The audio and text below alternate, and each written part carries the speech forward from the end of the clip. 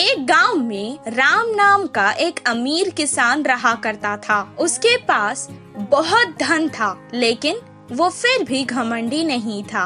वो हर किसी की मदद करता था। उसके 2 बेटे थे।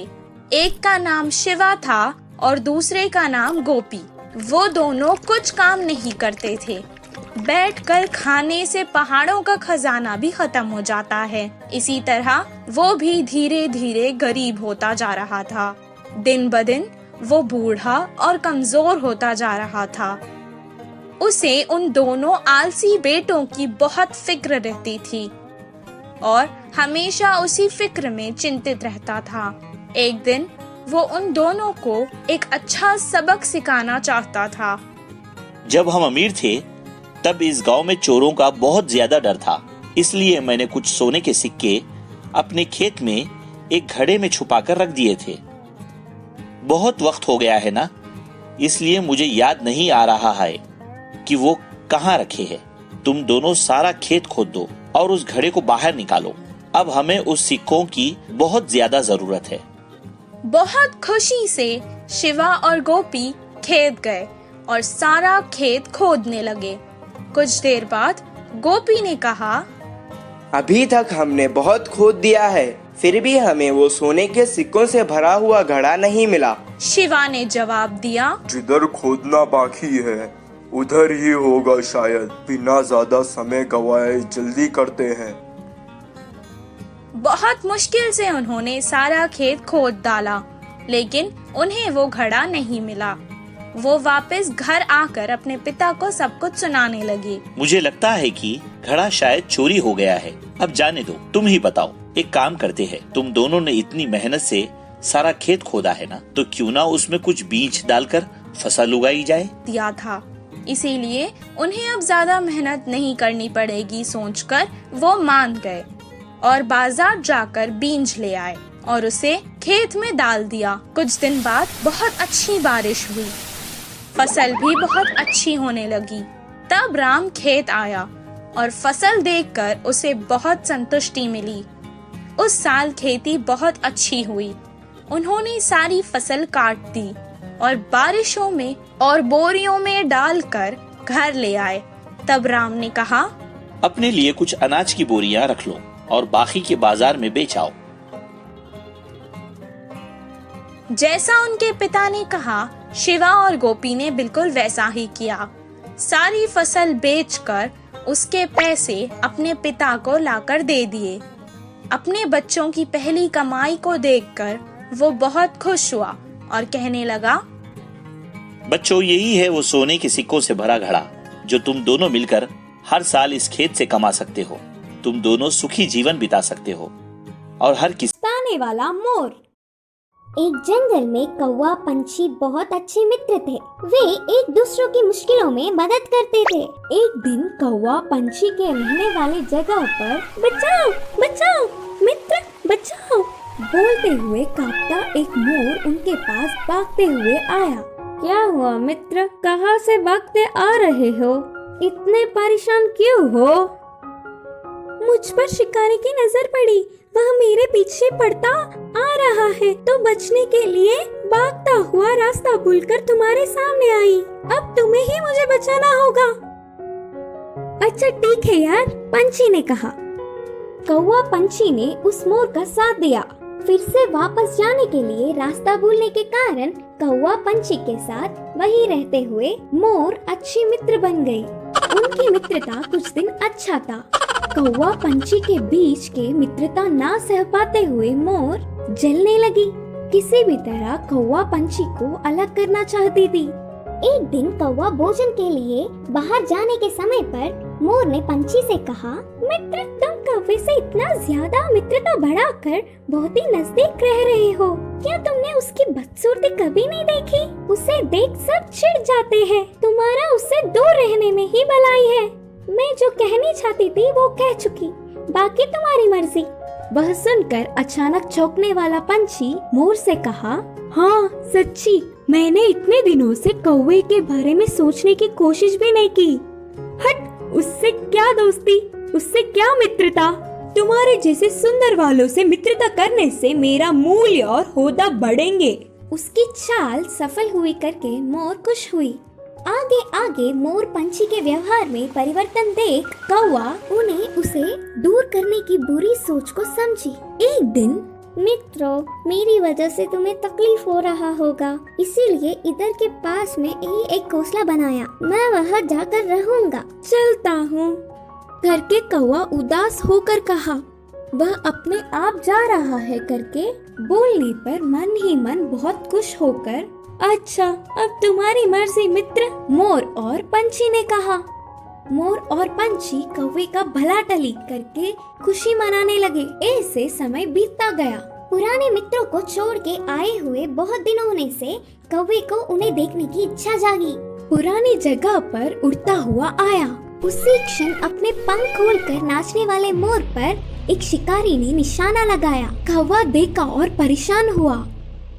हटो वहाँ से, मोर मित्र, हटो, खतरा खतरा बोलकर जोर से चिल्लाया।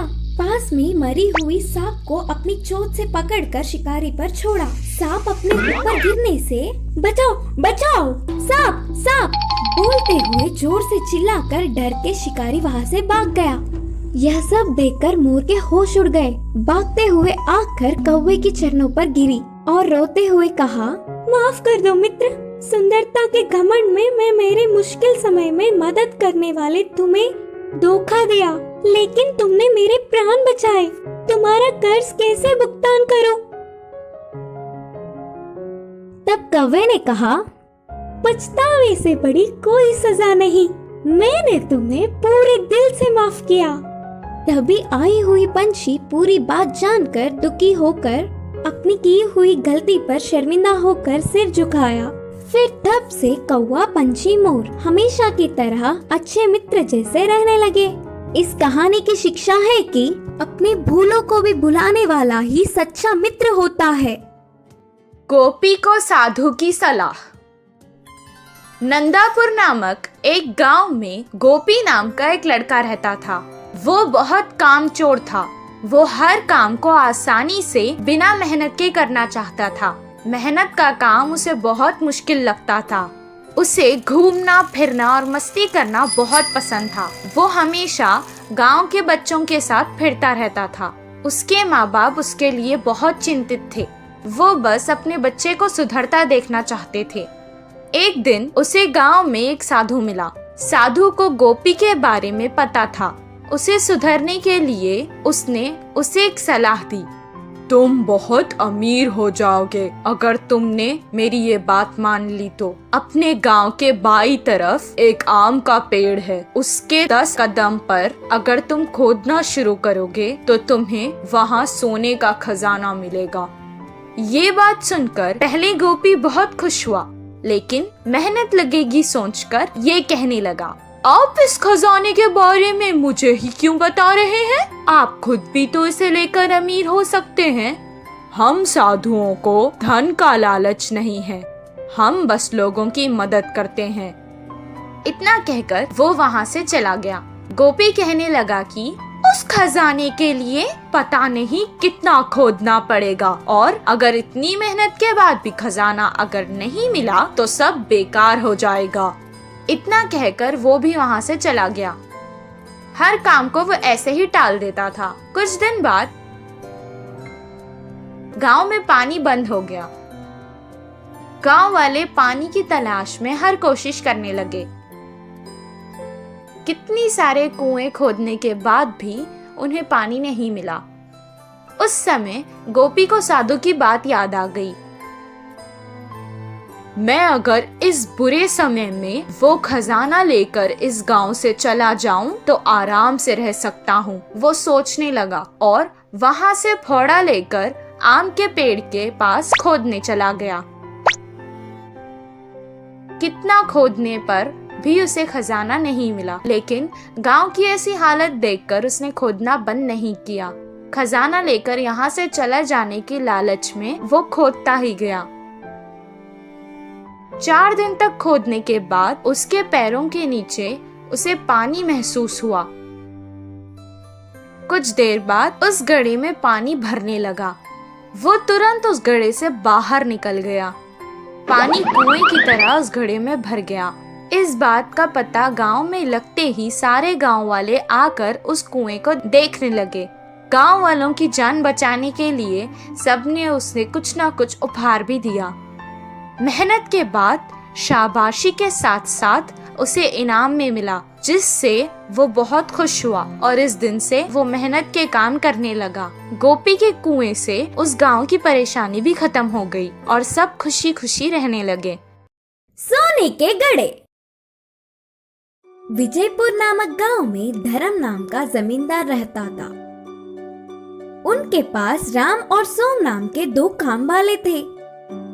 इतने सालों से वे दोनों उन पर ही निर्भर होकर काम कर रहे थे, इसीलिए वह जमींदार उनकी कुछ मदद करने की सोच रहा था।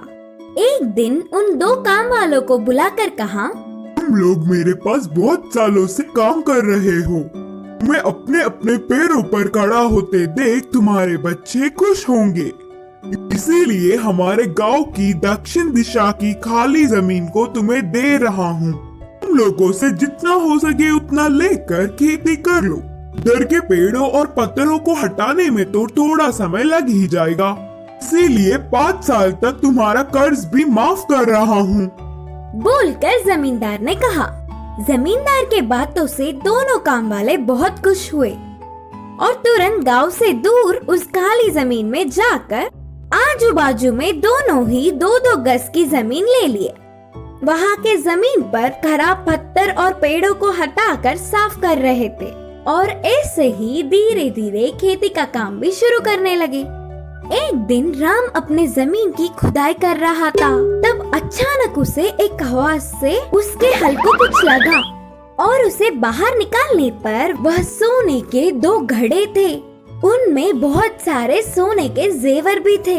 बाजू के खेत में काम कर रहे सोम को बुलाकर पूरी बात बताया। तब तुरंत सोम ने कुछ सोचकर कहा, अरे राम, हमारे इतने सालों का मेहनत का प्रतिफल अब मिल रहा है।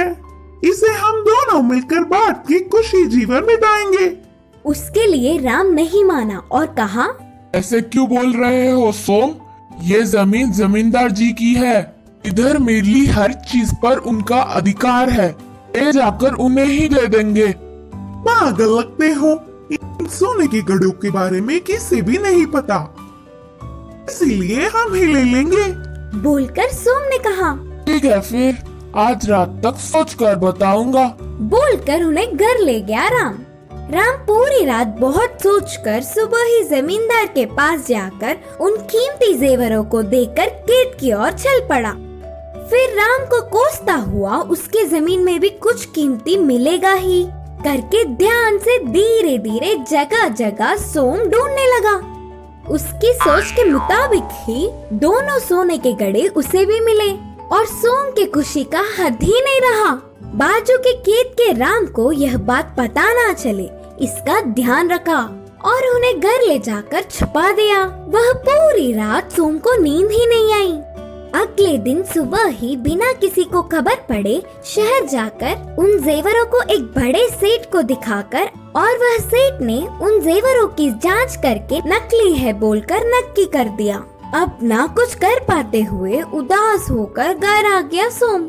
अगले दिन ही जमींदार ने अपने घर राम और सोम को बुलाया। जेवरों से भरी उन सोने के घड़ों को मैंने ही उस जमीन में गाड़ा था। मेरी इस परीक्षा में राम सफल हुआ। मुझे धोखा देने की सोचने वाले सोम की जमीन भी राम को ही दे रहा हूँ। अब से वह पूरे 4 गज की जमीन पर ईमानदार से काम कर लेगा राम। बोलकर जमींदार ने जमीन के कागजात राम को सौंपे।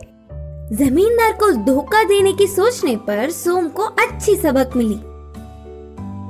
इस कहानी की सीख है कि दूसरों की चीजों पर बिना लालच किए ईमानदार रहना चाहिए।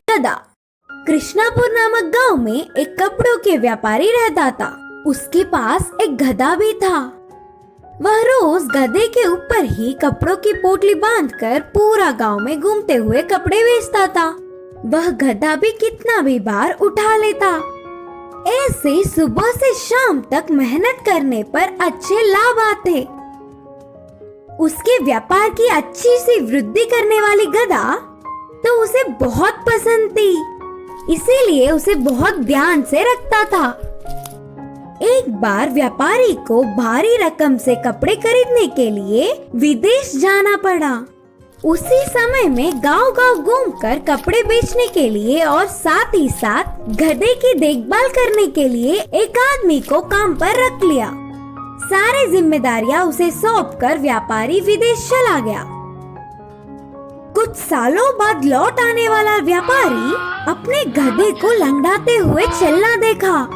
वह अपने पसंदीदा गधे को ऐसे लंगड़ाती हुई चलता नहीं देख पाया। काम वाले को पूछने पर भी उस विषय में उसे कुछ नहीं पता करके कहा। फिर वह व्यापारी ने उस गधे को बहुत सारे चिकित्सकों को दिखाया, फिर भी कुछ फायदा नहीं मिला। गधे को देखने वाला कोई भी वह क्यों ऐसे लंगड़ाती हुई चल रही है इसका कारण नहीं बता पाया। ऐसे कुछ समय बीतने के बाद उस गांव में एक साधु आया। महाज्ञानी साधु उसकी गधा क्यों लंगड़ा रही है कारण बोलेंगे करके विश्वास करके उनके पास गधे के साथ गया। पूरे विषय जानने वाला साधु इस गधे की देखभाल करने वाले को इधर ले आओ करके कहा। तब तुरंत व्यापारी ने काम वाले को बुलवाया। काम वाले को आते देख, सज्जन तुम्हारे गधे को ये लंगड़ापन किसी भी रोग से नहीं आया, बल्कि उसे देखो वह लंगड़ा है। उसके साथ रहने वाले को ये गधा बहुत ध्यान देकर उसके जैसे ही करने पर लंगड़ी हुई। बोलते हुए विवरण दिया, हमारे आसपास के रहने वालों का प्रभाव हम पर ही ज्यादा पड़ता है। अगर हमेशा के लिए उसकी लंगड़ापन को दूर करना है तो पहले उस काम वाले आदमी को बदलना होगा। व्यापारी उनकी सारी बातें मानते हुए तुरंत काम वाले को दूसरी जिम्मेदारियां सौंपकर उस गधे पर कपड़े रखकर घर घर घूमकर वही बेचने लगा। कुछ सालों बाद मालिक को देखकर गधा भी पहले जैसे ठीक से चलने लगी। इस कहानी की सीख है कि हमारे आसपास रहने वालों का प्रभाव हम पर जरूर पड़ता है।